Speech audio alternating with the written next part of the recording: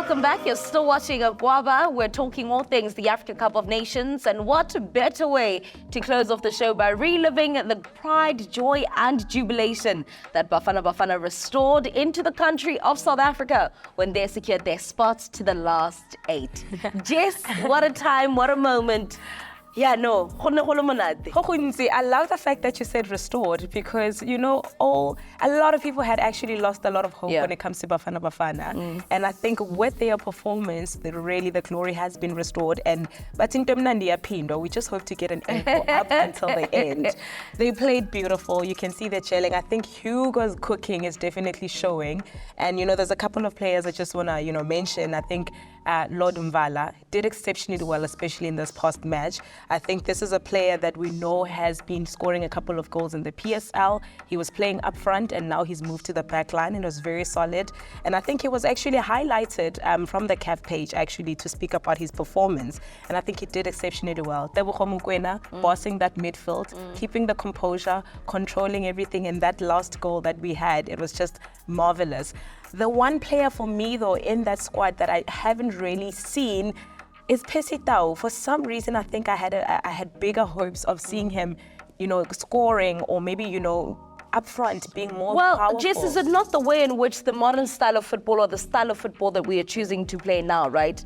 Obviously, I did mention this with Brian that when they played up against this recent game that we played now, the last game against Morocco, he somewhat dropped and we're playing more of a defensive game. So you're not going to find him up front if he's dropping and And the reason why he's dropping, because I actually saw somebody on X saying that I think Pesitao really needs to play at the back and just supply the balls to Nkomo.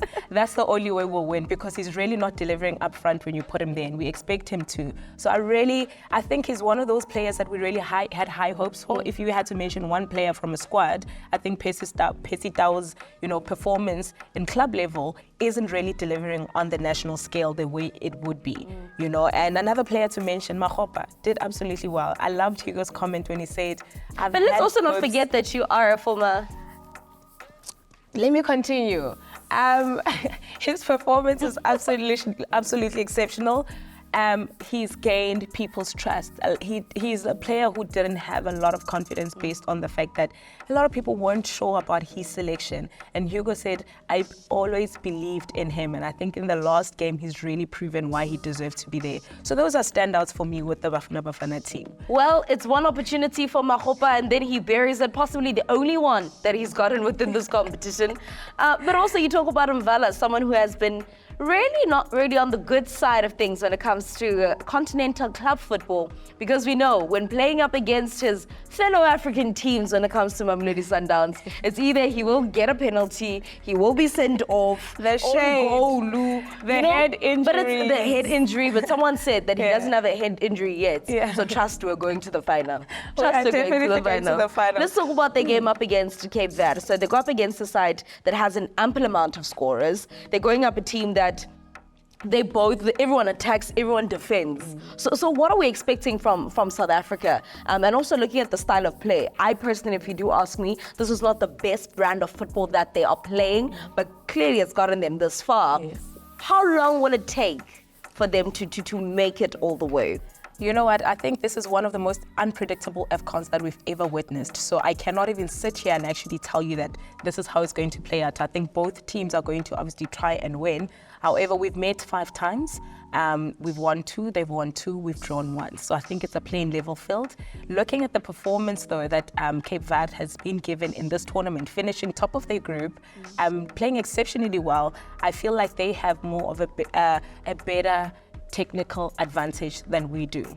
If we keep our momentum and our consistency and find their weaknesses and we use our strengths, I think we might be able to get away with the win. But this is not one of those matches where it's a guaranteed win for so-and-so.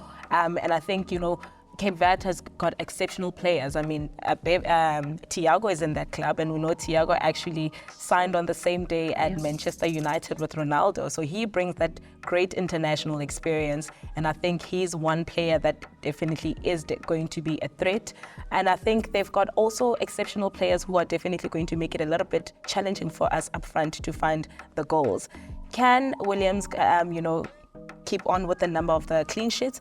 I don't know. This one for me is going to be a very, very difficult one, but I'm obviously rooting for Bafana Bafana to definitely walk away with the win. Well, it's one that you can't necessarily call on the cards here because, as Jess has alluded, the number of times that we've met is 5, 2 apiece, and 1 draw. Who now will settle the score and who will have the upper hand when it comes to this quarterfinal encounter? South Africa, Cape Verde?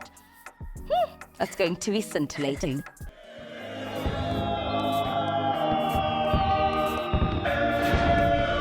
Well, just like that, we've reached the end of another exciting show of Fut-Afrique. Make sure that you join in the conversation on social media. By the time in which we come back next week, we will officially know the top 4 teams in this competition. Before we officially say goodbye to you, let's relive some magical moments that came through from the round of 16.